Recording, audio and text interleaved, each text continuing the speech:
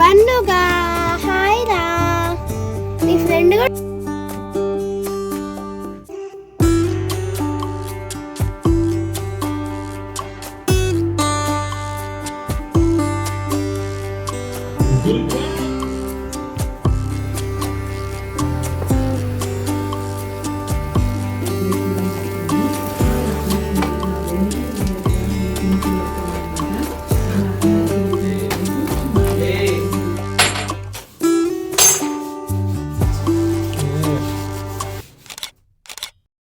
Hello అండి, నేను మీ Jyothi. Welcome back to my channel Ritkriti sweet home. ఎలా ఉన్నారు మీ అందరూ? బాగున్నారా? నేను చాలా బాగున్నాను. ఈరోజు మీరు నా మండే రొటీన్ బ్లాగ్ అయితే చూస్తారు.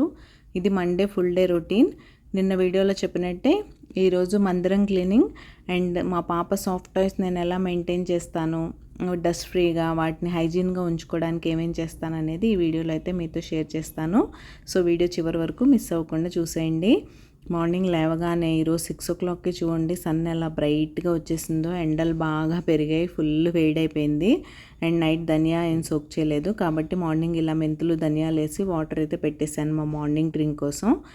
ఇంకా ప్యారలల్గా వంట కూడా చేస్తున్నాను. పాపకైతే ఈరోజు హాలిడే, బుద్ధ పూర్ణిమ కాబట్టి హస్బెండ్కి ఆఫీస్ ఉంది. ఇంకా ఆయన ఒక్కరి కోసం అయితే వంట చేస్తున్నాను. ఈరోజు నేను క్యాబేజ్ కర్రీ చేశాను. క్యాబేజ్ కాదు, సారీ, క్యాలీఫ్లవర్ గోబీ కర్రీ చేసి రసం చేశాను. సో అది ఇక్కడైతే బేసిక్ గోబీ కర్రీ చేస్తున్నాను. చాలా సింపుల్గా ఆనియన్స్, గ్రీన్ చిల్లీస్ వేసుకొని అవి ఫ్రై అయిపోయిన తర్వాత ఒక్క టమాటో మాత్రమే వేసాను. ఇది గోబీ టమాటో కర్రీ కాదు, నార్మల్ గోబీ ఫ్రైలో కూడా మీరు ఒక చిన్న టమాటో వేసుకొని డ్రైగా చేసుకుంటే టేస్ట్ చాలా బాగుంటుంది. మీరు ఎవరైనా ట్రై చేయకపోతే ఒకసారి ట్రై చేయండి.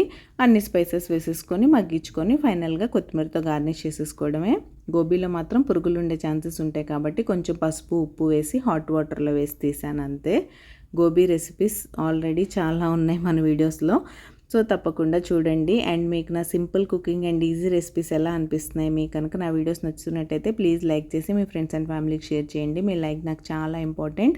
మీరు లైక్ చేస్తే మన వీడియోస్కి రీచ్ పెరుగుతుంది. రీచ్ పెరిగితే నాకు ఇలాంటి మరిన్ని వీడియోస్ చేయడానికి బోల్డంత మోటివేషన్ అయితే వచ్చేస్తుంది. సో తప్పకుండా ఒక చిన్న లైక్ ఇచ్చేసి వీడియో చూడడం కంటిన్యూ చేసేయండి. అండ్ అలా ఫస్ట్ స్నానం చేసేసానులేండి. మా వారిని పంపించేసిన తర్వాత ఇంకా స్లోగా మందిరం దగ్గరికి అయితే వచ్చేసాను. ఇది అనుకుంటాం కానీ ఒక 2 hours పని ఇది మొత్తం క్లీన్ చేయడం. నేను మీకు ఫాస్ట్ ఫార్వర్డ్లో పెట్టాను కాబట్టి అలా అయిపోయిందిలేండి. అండ్ ఇంకా క్లీనింగ్, ఆర్గనైజింగ్, పూజల విషయంలో నేను మీకు ఇంతకుముందు చాలా వీడియోస్లో చెప్పినట్టే మీరు ఇలాంటి విషయాల్లో సోషల్ మీడియాని ఫాలో అవ్వడం కన్నా మీ ఇంట్లో మీ ఇన్లాస్ని అడిగి వాళ్ళ సైడ్ ఎలా చేస్తారు ఏంటి అని తెలుసుకొని అది ఫాలో అవ్వడం బెస్ట్ అని నా ఫీలింగ్. ఎందుకంటే సోషల్ మీడియాలో ఈ మధ్య చాలా చెప్తున్నారు ఒకే విషయం గురించి, దాన్ని ఎలా చేయాలి అని ఆలోచించడంలోనే మన సగం బుర్ర పాడైపోద్ది.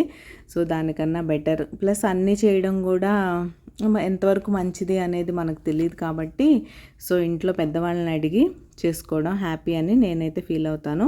ఈ విషయంలో మీ అభిప్రాయం ఏంటి అనేది కామెంట్ సెక్షన్లో కామెంట్ చేసేయండి. అండ్ ఈ మందిరం డీప్ క్లీనింగ్ వీడియోస్ కూడా ఆల్రెడీ మన ఛానల్లో ఉన్నాయి. ఒక వీడియో లింక్ అయితే నేను ఇక్కడ డిస్క్రిప్షన్ బాక్స్లో ఇస్తాను, మీరు ఎవరైనా చూడకపోతే చూసేయండి. అందులో డీప్గా నేను పటాలు ఎలా క్లీన్ చేస్తాను, విగ్రహాలు, మందిరం అవన్నీ మొత్తం క్లీన్గా ఉంటుంది, ఒక డెడికేటెడ్ వీడియో అదైతే షేర్ చేస్తాను. ఇక్కడ నేను ఊరికే బిట్స్ అండ్ పీసెస్గా తీశాను. ముందుగా అవన్నీ తీసేసి కింద ఒక క్లాత్ వేసుకొని పటాలన్నీ అక్కడ ఒక ప్లేట్లో విగ్రహాలు అవన్నీ పెట్టేసుకున్న తర్వాత ఆల్రెడీ నేను షెల్ఫ్ లైనర్స్ యూస్ చేస్తాను. ఇందులో 2 sets ఉంటాయి నా దగ్గర, 2 సేమ్ కలర్ కాబట్టి మీకు డిఫరెన్స్ తెలియకపోవచ్చు. పాతవి తీసేసి ఇప్పుడైతే వాష్ చేసి పెట్టేస్తాను. కొత్తవి ఇప్పుడు ఫ్రెష్గా ఆల్రెడీ లాస్ట్ మంత్ వాష్ చేసినవి ఉంటాయి కదా, అవి వేసేసి పటాలన్నీ వెట్ వైప్స్ యూస్ చేసి క్లీన్ చేస్తాను. నేను క్లాత్స్ ఏం యూస్ చేయను. తర్వాత బొట్లు పెట్టేసి ముందు పటాలన్నీ పెట్టేసుకున్న తర్వాత విగ్రహాలు కూడా క్లీన్ చేసుకొని అవి కూడా పెట్టేసుకొని దీపారాధన చేసేసుకోవడమే. ఈరోజు పూలు లేవు, చూశాను దొరకలేదు. అండ్ మామిడి పళ్ళు ఉన్నంతకాలం ఎక్కువ మామిడి పళ్ళే పెడుతూ ఉంటాను. రోజు మనం ఎలాగో తింటూ ఉంటాం కాబట్టి దీంట్లో ఉంటాయి పళ్ళు, దేవుడికి పెట్టేసుకొని మనమే అవి తినేయచ్చు. అలా. అండ్ ఇక్కడైతే నా దీపారాధన కూడా అయిపోతుంది. అండ్ మీ ఇంట్లో క్లీనింగ్ రొటీన్స్ ఎలా ఉంటాయి, మీరు మందిరం దగ్గర ఎలా క్లీన్ చేసుకుంటారు, ఎప్పుడు చేసుకుంటారు అనేది కామెంట్ సెక్షన్లో కామెంట్ చేసేయండి. నేను మంత్లీ క్లీనింగ్లో భాగంగానే ముందు ఇల్లంతా క్లీన్ చేసిన తర్వాత ఫైనల్గా మందిరం అయితే క్లీన్ చేస్తాను. అది సంగతి. ఇంకా డైలీ అంటారా, నేను యూస్ చేసేది ఎలానో లైనర్సే కాబట్టి ఒక వెట్ పైప్ కానీ వెట్ క్లాత్ కానీ తీసుకొని డైలీ పూజ చేసుకునే ముందు అన్నీ ఎలాగో దీపారాధన కుందులు అవన్నీ తీసేస్తాం కదా, తీసేసి మళ్ళీ ఫ్రెష్ పెట్టే ముందు నీట్గా రోజు తుడిచేసుకొని అప్పుడైతే దీపారాధన చేసేసుకుంటాను. ఇదే నా సింపుల్ పూజ రొటీన్. అయితే పూజ అయిపోయింది, ఫైనల్గా హారతి కూడా ఇచ్చేస్తున్నాను. మీరు కూడా నమస్కారం చేసేసుకోండి. ఆ భగవంతుని ఆశీస్సులు మీ అందరికీ ఉండాలని మనస్ఫూర్తిగా కోరుకుంటున్నాను. ఇంకా దీని తర్వాత చాలా పనులు ఉన్నాయి. నేను సాఫ్ట్ టాయ్స్ గురించి చెప్పాను కదా, సాఫ్ట్ టాయ్స్ ఇప్పుడు మన పిల్లల దగ్గర సాఫ్ట్ టాయ్స్ లేని పిల్లలే ఉండట్లేదు. బట్ వాటి మెయింటెనెన్స్ విషయంలో మనం చాలా నెగ్లెక్ట్ చేస్తూ ఉంటాం. మాలాంటి డస్ట్ అక్యుములేట్ అయ్యే ప్లేసెస్లో అయితే మరీ వీటి మీద బోల్డ్ అంత డస్ట్ ఉంటుంది మనకు కనిపించకుండా. సో నేను మంత్లీ వన్స్ ఆర్ ట్వైస్ సీజన్ని బట్టి, అంటే వింటర్లో రైనీ సీజన్లో అలాంటప్పుడు కుదరదు కదా, ఆ టైంలో మంత్లీ వన్స్ చేసిన, సమ్మర్లో మాత్రం మనకి స్వెట్ వస్తూ ఉంటుంది ఎంత ఏసీలో పడుకున్నా కూడా. వీటి మీద డస్ట్ కూడా ఉంటుంది కాబట్టి 15 డేస్కి ఒకసారి 3 వీక్స్కి ఒకసారి వీళ్ళని పట్టి ఇలా వాషింగ్ మిషన్లో వేసేసి డెలికేట్ వాష్ అయితే పెట్టేస్తాను. వాటర్ మాత్రం ఫుల్ లెవెల్ పెట్టేసి నార్మల్ లిక్విడ్ డిటర్జెంట్ కొంచెం కండిషనర్ వేసేసామంటే చాలా నీట్గా వాష్ అయ్యి వచ్చేస్తాయి బొమ్మలు. అది అలా అవైతే వాష్కి వేసేసాను. తర్వాత వాటిని డ్రై కోసం అలా వాషింగ్ మిషన్ పైన ఎండలో పెట్టేస్తే అవి నీట్గా వాష్ అయిపోతాయి. చాలా ఫ్రెష్గా ఉంటాయి, బాగుంటాయి. పిల్లలకి హైజీన్గా కూడా ఉండొచ్చు. ఎందుకంటే వాటికి ఎంత అడిక్ట్ అయిపోయి పిల్లలు ఎమోషనల్గా కనెక్ట్ అయిపోయి వాటిని వదలకుండా అయిపోతారు కదా, అలా వాటి మీద ఉండే డస్ట్ వాళ్ళు ఇన్హీల్ చేయడం వల్ల అలర్జీస్ ఇలాంటివన్నీ వస్తూ ఉంటాయి. సో అలాంటివన్నీ అవాయిడ్ చేయడానికి సాఫ్ట్ టాయ్స్ ఇలా నీట్గా మెయింటైన్ చేయొచ్చు. ఇవి నేను చిన్నవి కాబట్టి సింపుల్గా మిషన్లో వేసేసాను. ఇంకా బాగా పెద్దవి ఉంటాయి, అవి 2-3 ఉండేవి నేను తీసి పక్కకు పెట్టేశాను వాటిని మెయింటైన్ చేయలేక. వాటిని ఏంటంటే మీకు బ్యాక్ ఓపెన్ వస్తుంది స్టిచెస్ వేసి, అది ఓపెన్ చేసి లోపల ఉన్న ఫర్ అంతా తీసేసి పైన అంతా నీట్గా వాష్ చేసి మళ్ళీ ఎవ్రీ టైం మీరు ఇదంతా ఫిల్ చేసుకొని స్టిచెస్ వేయాల్సి వస్తుంది అనమాట. ఇంకా అవి నేను మెయింటైన్ చేయలేక నా వల్ల కాక 2-3 ఉంటే తీసి పక్కనైతే పెట్టేశాను. ఈ చిన్నవి ఏమని చెప్పండి, వాటి లోపల ఏం తీయవసరం లేదు. మీరు వింటర్లో కూడా జస్ట్ డ్రై అవ్వట్లేదు అని అనుకుంటే మాలాంటి ప్లేసెస్లో మన దగ్గర వింటర్లో ఎండ వస్తుందిలేండి బాగానే. ఇక్కడ మాకైతే అసలు 2-3 మంత్స్ సన్ అనేది చూడం మేము. అలాంటి టైంలో కూడా ఎక్స్ట్రా స్పిన్ పెట్టేసాం అనుకోండి, ఈజీగా డ్రై అయిపోతాయి. సో మీ ఇంట్లో సాఫ్ట్ టాయ్స్ పరిస్థితి ఏంటి, మీరు ఎలా మెయింటైన్ చేస్తారనేది నాతో చెప్పడం మర్చిపోకండి. అండ్ మీరు ఎవరైనా సబ్స్క్రైబ్ చేసుకోకుండా మన వీడియోస్ చూసినట్లయితే ప్లీజ్ సబ్స్క్రైబ్ చేసుకొని నన్ను సపోర్ట్ చేయండి. సబ్స్క్రైబ్ చేసుకున్న తర్వాత బెల్ ఐకాన్ ట్యాప్ చేస్తే 3 ఆప్షన్స్ వస్తాయి. అందులో ఆల్ సెలెక్ట్ చేసుకుంటే నేను ఎప్పుడు వీడియోస్ అప్లోడ్ చేసినా మీ మొబైల్కి నోటిఫికేషన్ అయితే వచ్చేస్తుంది. మీ దగ్గర ఫ్రీ టైం ఉన్నప్పుడు చూసేయచ్చు. అండ్ ఈరోజు బాగా బిజీగా ఉండడం, లాస్ట్లో కొంచెం మళ్ళీ ఆందీలా వచ్చేసి హడావుడైపోయింది. సో బొమ్మలు వాష్ అయిన తర్వాత ఎలా ఉన్నాయి అనేది నేను మీకు చూపించడం మర్చిపోయాను. అంటే ఇక్కడేం నేను రికార్డ్ చేయలేదు. నెక్స్ట్ రేపు కానీ ఎప్పుడన్నా వాటిని ఒకసారి మీకు మళ్ళీ చూపిస్తాను ఎంత నీట్గా ఉంటాయని. మా బన్నుగడు భలే నీట్గా క్లీన్ అయిపోయాడు. అసలు ఎంత చక్కగా ఉంటాయో క్లీన్ చేసినప్పుడు, కొత్తగా అప్పటికప్పుడే షాప్ నుంచి తెచ్చినట్టు ఉంటాయి. సో నెక్స్ట్ వీడియోస్లో ఆ క్లిప్స్ కూడా యాడ్ చేస్తానులేండి. అండ్ మీరు ఎలా చేస్తారనేది మాత్రం నాతో షేర్ చేసుకోవడం మర్చిపోకండి. అండ్ ఇక్కడ బెడ్షీట్స్ కర్టన్స్ కూడా చేంజ్ చేస్తాను. ఫైనల్గా ఇలా అయితే ఉంది మా అమ్మాయి రూమ్ లుక్. అది ఇంకా దాని తర్వాత కర్టన్స్ అవన్నీ వాష్ అయిపోయినాయి కదా, అవి కూడా ఫోల్డ్ చేసి వాటిని నీట్గా వాటి ప్లేసెస్లో ఆర్గనైజ్ చేసుకుంటే మళ్ళీ 1 మంత్ వరకు వాటితో పని ఉండదు. మనం ఇల్లంతా గబగబా మంత్లీ డీప్ క్లీనింగ్ చేసేసామా, మళ్ళీ ఎక్కడక్కడ పడేసామా అని కాకుండా మనం ఎక్కడ తీసినవో మళ్ళీ అక్కడ నీట్గా పెట్టేసుకుంటే ఇల్లు ఆర్గనైజ్డ్గా ఉంటుంది. మనకు కావాల్సిన వస్తువులన్నీ మనకు కావాల్సిన చోట ఉంటాయి. ఇవన్నీ నా దగ్గర సెకండ్ సెట్ ఉంటుంది కాబట్టి కర్టన్స్ కానీ, డోర్ మ్యాట్స్ కానీ, మన sofa covers and dining table covers, chair covers అవన్నీ సెకండ్ సెట్ నీట్గా ఫోల్డ్ చేసి ఒక షెల్ఫ్ ఉంటుంది అందులో పెట్టేసుకుంటాను. మళ్ళీ వాటితో 1 మంత్ వరకు పని ఉండదు. ఇలా 2 సెట్స్ మెయింటైన్ చేయం మేము. ఒకటే సెట్ ఉందంటే ఒక్కొక్కటిగా తీసి వాష్ చేసి మళ్ళీ అదే వేసేసుకొని యూస్ చేసుకుంటూ ఉంటారు. బట్ ఒక్కొక్కసారి కొంచెం మనం ఎఫర్ట్ చేయగలిగినంత వరకు 2 సెట్స్ మెయింటైన్ చేసుకుంటే మనకి ఈజీగా ఉంటుంది. ఇప్పుడు నేను చూడండి ఇవి నెక్స్ట్ డే అయినా ఫోల్డ్ చేసి పెట్టేసుకుంటున్నాను కదా, అప్పుడు ఆ రిలాక్సేషన్ ఉండదు. మనకి ఎండ వచ్చినా రాకపోయినా అవి అప్పటికప్పుడు ఆరినా ఆరకపోయినా ఇలాంటి గ్లాస్ డోర్ ఉన్న బాల్కనీ, స్లైడింగ్ డోర్స్ ఇలాంటివి ఉన్నాయనుకోండి, అసలు మనం కర్టన్స్ లేకుండా చాలా ఇన్సెక్యూర్డ్గా అనిపిస్తుంది, కాసేపు కూడా ఉండలేము. అలాంటప్పుడు కొంచెం ఇబ్బందిగా అనిపిస్తుంది కాబట్టి ఇలా సెకండ్ సెట్ మెయింటైన్ చేయడం బెటర్. లేదు అవకాశం లేదు అంటే ఒకటి ఉన్నా పర్లేదు, అదేం పెద్ద ఇబ్బంది కాదు. అలా మొత్తానికి ఈ కర్టన్స్ అన్నీ ఫోల్డ్ చేశాను. ఫస్ట్ ఈ బాల్కనీలో తీసుకొచ్చి ఫోల్డ్ చేశాను, తర్వాత మాస్టర్ బెడ్రూమ్ సైడ్ వేశాను కదా, ఆ బాల్కనీ నుంచి కూడా అన్నీ తీసుకొచ్చి ఫోల్డ్ చేశాను. ఇది ఒక పెద్ద పని అండి ఎవ్రీ మంత్, కానీ తప్పదు. నీట్గా ఉండాలంటే వాటి నుంచి వచ్చే డస్ట్ చూస్తే పైకి చాలా నీట్గా అనిపిస్తూ ఉంటాయి. అబ్బాయి ఎంత నీట్గా ఉన్నాయి, వీటిని ఇప్పుడు తీయాలా అనిపిస్తుంది. కానీ మనం తప్పక క్లీన్ చేయాలని తీస్తాం కదా, తీసినప్పుడే అర్థమవుతుంది. వాటిని వాష్ చేస్తున్నప్పుడు వాటిలో వచ్చే దుమ్ము అదంతా చూస్తే అబ్బా ఇంత దుమ్ముతో మనం ఉంటున్నామా, ఇవి క్లీన్ చేసుకోకపోతే బాబోయ్ చాలా కష్టం అనిపిస్తుంది. మొన్న నేను బెడ్రూమ్లో వార్డ్రోబ్స్ కూడా అన్నీ కదిపించి క్లీన్ చేశాను కదా, అసలు ఎంత డస్ట్ అక్యుములేట్ అయిపోయిందంటే బ్యాక్ సైడ్ అవేమో ఇలా టక్కుమని టీపా ఇలాగా మూవ్ చేయలేం కదా, కింద నుంచి చీపురు వెళ్ళినంత వరకు నేను క్లీన్ చేస్తూనే ఉంటాను. బట్ అది కూడా ఒక లెవెల్ వరకే వెళ్తుంది కదా, యాక్చువల్గా మధ్యలో ఉండిపోయింది. నేను ఫ్రంట్ సైడ్ నుంచి క్లీన్ చేసే వరకు బ్యాక్ సైడ్ నేను కొంచెం గ్యాప్ ఉంచుకుంటాను, దీనికి మధ్యలో ఉండిపోయింది అంతా. ఫైనల్గా ఇవన్నీ ఫోల్డ్ చేశాను, వాటి ప్లేసుల్లో కూడా సర్దేశాను. నేను సర్దడం ఏం చూపెట్టలేదు, ఇదే ఆ షెల్ఫ్ అన్నీ ఒక చోట పెట్టేశాను చూసారా. ఇలా అన్నీ ఆర్గనైజ్డ్గా ఒకే చోట ఉంటాయి. నెక్స్ట్ మంత్ మనం ఈజీగా యూస్ చేసుకోవచ్చు. అండ్ ఇలా నా ఆఫ్టర్నూన్ వరకు అయిపోయింది. ఇంక ఈవినింగ్ రొటీన్ ఏమీ నేను రికార్డ్ చేయలేదు.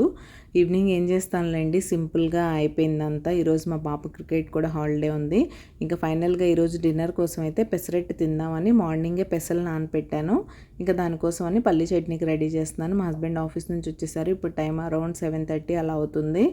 సో ఎండాకాలం కదా, ఏమన్నా ఫ్రై చేసి చల్లారాలంటే టైం పడుతుంది కాబట్టి ముందు చట్నీకి ఫ్రై చేసేద్దామని. ఈరోజు కొబ్బరి లేదు, అందుకే పుట్నాల పప్పు పల్లీల చట్నీ చేస్తున్నాను. మీరు ఎప్పుడైనా ప్లెయిన్ పల్లి చట్నీ కాకుండా అందులో కొంచెం పుట్నాల పప్పు యాడ్ చేయండి. మీరు కొబ్బరి వేసినప్పుడైనా వేయకపోయినా సరే చాలా బాగుంటుంది టేస్ట్. Must try. మీరు ఎవరైనా ట్రై చేయకపోతే ఒకసారి ట్రై చేసి మీకు ఎలా అనిపించిందో నాతో చెప్పండి.